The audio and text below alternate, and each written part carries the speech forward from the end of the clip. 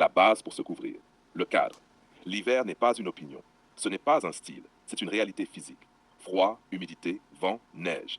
Le corps est exposé. Le sol est instable. Et pourtant, beaucoup continuent de s'habiller comme si la saison n'existait pas. Se couvrir en hiver, ce n'est pas chercher à être beau. C'est chercher à tenir. La première erreur, confondre confort et protection. Le confort immédiat est trompeur.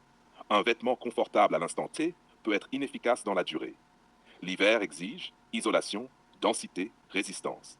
Si un vêtement laisse passer le froid, l'eau ou le vent, il n'est pas adapté. Même s'il est agréable au toucher, se couvrir, ce n'est pas se faire plaisir, c'est se préparer. 2. La base numéro 1, le manteau. En hiver, tout commence par le manteau.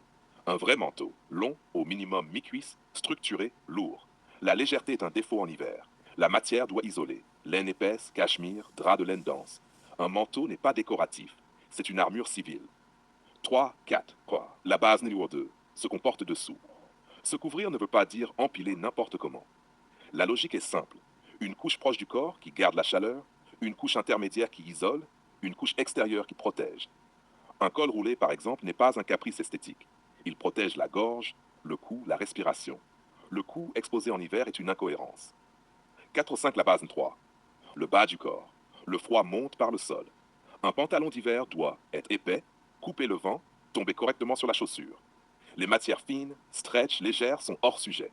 Un pantalon de laine protège mieux qu'on ne le croit, parce qu'il est conçu pour la saison. 5-6, la base numéro 4, les chaussures. C'est ici que beaucoup échouent. En hiver, le sol est froid, humide, parfois glissant. La chaussure doit isoler, accrocher, protéger la cheville. La botte n'est pas un style, c'est une réponse logique. Les baskets en hiver ne sont pas modernes, elles sont hors contexte. 6-7, la base numéro 5, les extrémités. Les mains, la tête, le cou. Un corps mal couvert aux extrémités se refroidit vite. Gants en cuir ou laine, écharpe dense, couvre-chef discret si nécessaire. Ce n'est pas une question d'âge, c'est une question de physiologie. S'inclusion, la posture. Se couvrir en hiver, ce n'est pas être frileux, c'est être lucide.